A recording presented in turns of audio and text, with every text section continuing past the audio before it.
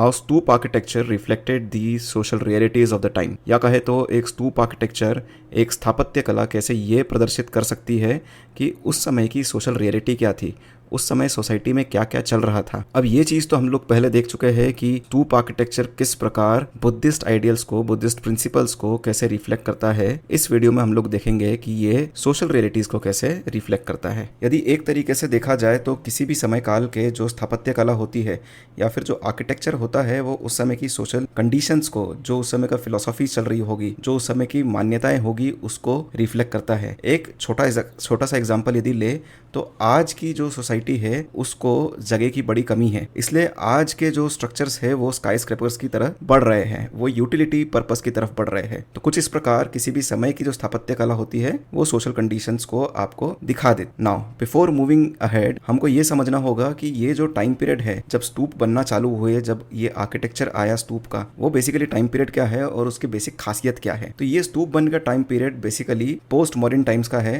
हालांकि modern time पे भी कुछ स्तूप बनाए गए जो कि एलाबोरेट नहीं थे, परंतु ये पोस्ट मॉडर्न टाइम में प्रॉपर स्तूप आर्किटेक्चर स्थापत्य कला की तरह डिफाइन होना चालू हो गया। इस समय काल में काफी सारे फॉरेन एलिमेंट्स इंडिया में आ रहे थे और इंडियन सोसाइटी और इंडियन कल्चर में असिमिलेट हो रहे थे। ये अपने कुछ एलिमेंट्स लाए थे जो कि इंडियन कल्चर में असिमिलेट हो गए और इंडियन कल्चर के कुछ एलिमेंट्स इनकी कल्चर में एसिमिलेट हो गए। दूसरा एक और जो बड़ा चेंज इस समय में देखा जा रहा था वो था इंडियन सोसाइटी के अंदर ही असिमिलेशन। बेसिकली बुद्धिज्म और जैनिज्म के आने के बाद जो ब्राह्मणिकल सिस्टम था, जो वैदिक ट्रेडिशन था, वो अपना इंपॉर्टेंस लूज करते जा रहा था और इसके चलते उसको अपना बेसिकली फॉलोइंग बढ़ानी थी, यानी कि नंबर ऑफ फॉलोअर्स बढ़ाने थे। तो उसके लिए जो ब्राह्मणिकल सेक्ट है या फिर ब्राह्मणिकल ट्रेडिशंस है, उन्होंने नॉन आर्यन ट्रेडिशंस जो है, जो नॉन आर्यन ट्राइबल कल्चर्स है, उसको ब्राह्मणिकल कल्चर में या वैदिक कल्चर या फिर आर्यन कल्चर में असिमिलेट करना चालू किया था। तो ये दो प्रकार के असिमिलेशंस हमको देखने को मिलते हैं इस टाइम पीरियड पे, यानी कि पोस्ट मॉडर्न टाइम पीरियड पे। पहला हुआ फॉरेनर्स का इंडिया में असिमिलेशन, इंडियन कल्चर में असिमिलेशन, और दूसरा हुआ इंडियन कल्चर के अंदर ही Aryan and non Aryan traditions का असिमिलेशन। और इन सब का जो कल्मिनेशन निकलेगा वो निकलेगा स्तूप आर्किटेक्चर या स्तूप की स्थापत्य कला। अब आते हैं मेन मुद्दे पे कि ये जो सोशल रियलिटीज थी वो किस प्रकार स्तूप आर्किटेक्चर में बसी हुई दिख रही थी, किस प्रकार स्तूप आर्किटेक्चर में रिफ्लेक्ट हो रही थी। तो सबसे पहली जो सोशल रियलिटी है इस टाइम की, जो स्तूप आर्किटेक्चर में देखने को मिलती है, वो है assimilation of tribal culture into Aryan and Buddhist fold. इसका मतलब क्या हुआ कि जो ट्राइबल कल्चर्स अवेलेबल थे इंडिया में, वो किस प्रकार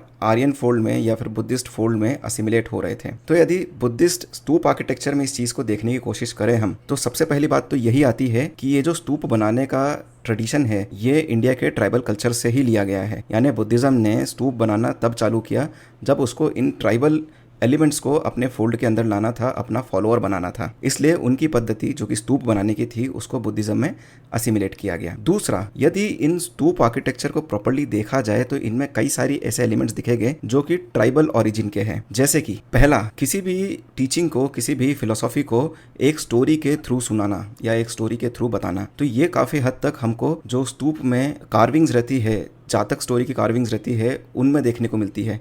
साथ ही साथ इस टाइम पीरियड पे की यदि पेंटिंग्स भी देखोगे तो उसमें जातक स्टोरीज को पेंट किया जाता है। दूसरी चीज़ जो है वो ये है कि एनिमल फिगराइंस की यहाँ पे काफ़ी ज़्यादा इंपॉर्टेंस बढ़ जाती है। कई जगह इनको सिंबल की तरह यूज़ किया जाता है। कार्विंग्स में आपको देखने को मिलते हैं हाथी, घोड़े एटसेट्रा सब देखने को मिलेंगे, जो कि एक अगेन ट्राइबल एलिमेंट है। एंड इवन इन जानवरों को बुद्ध के लाइफ इवेंट से भी जोड़ा गया। फॉर एग्जाम्पल, जो हाथी है वो रिप्रेजेंट करता है बुद्ध के बर्थ को, जो घोड़ा है वो रिप्रेजेंट करता है बुद्ध के महाभिनिष्क्रमण को, और सिमिलरली जो लायन है वो रिप्रेजेंट करता है बुद्ध के निर्वाण प्राप्ति को या फिर उनके एनलाइटनमेंट को, या फिर उनके इस पावर को कि वो अपने सेंसस को कंट्रोल कर पाते। इसके अलावा एक और बड़ी चीज जो हमको देखने को मिलती है ट्राइबल असिमिलेशन के बारे में, वो है प्रैक्टिस ऑफ डिवोशन या फिर भक्ति का ट्रेडिशन, जहाँ पे हीनयान बुद्धिज्म, यानी इसके पहले जो बुद्धिज्म था उसमें कोई भक्ति की अवधारणा नहीं थी।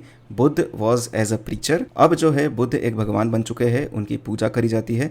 साथ ही साथ बहुत सारे बोधिसत्व भी आते हैं, अगेन जिनकी पूजा करी जाती है। सेकंड सोशल रियलिटी जो हमको इन स्तूप आर्किटेक्चर में देखने को मिलती है वो है shift from Hinayana tradition to Mahayana tradition. यदि इन स्तूप आर्किटेक्चर को प्रॉपर्ली देखा जाए तो हमको इसमें रिफ्लेक्शंस दिखेंगे हीनयान से महायान के शिफ्टिंग की तरफ। फॉर एग्जांपल, जो हीनयान ट्रेडिशन था और इवन जो अशोक का धम्म था, हालांकि वो यहाँ पे इंपॉर्टेंट नहीं है, जो हीनयान ट्रेडिशन है वो काफ़ी ज़्यादा फिलोसॉफिकल था और कॉम्प्लेक्स फिलोसॉफीज पे डिपेंड करता था। वहीं महायान जो ट्रेडिशन है वो बहुत सिंपलिस्टिक स्टोरी बेस्ड ट्रेडिशन है। अब इन स्तूप आर्किटेक्चर को प्रॉपर्ली देखा जाए तो इसमें अगेन कोई भी टीचिंग यदि बतानी हो तो वो स्टोरीज के थ्रू बताई जाती है, यानी उसको बहुत सिंपलिस्टिक कर दिया गया है, जो कि काफ़ी ज़्यादा जनता को अट्रैक्ट करने के लिए आसान होता है, यानी कि जो ट्राइबल फोल्ड है उसको अट्रैक्ट करने के लिए ये चीज़ आसान होती है। साथ ही साथ यदि फिलोसॉफीज को इन स्तूप में देखना हो या समझाना हो तो स्टोरीज के अलावा काफ़ी सारे सिम्बॉल्स भी यूज़ किए जाते हैं। फॉर एग्जाम्पल, यदि आपको बुद्ध के त्रिरत्न बताने हो तो छतरी का यूज़ किया जाता है। बुद्ध के एनलाइटनमेंट या फिर अल्टीमेट नॉलेज को बताना हो तो अंडे का यूज़ किया जाता है।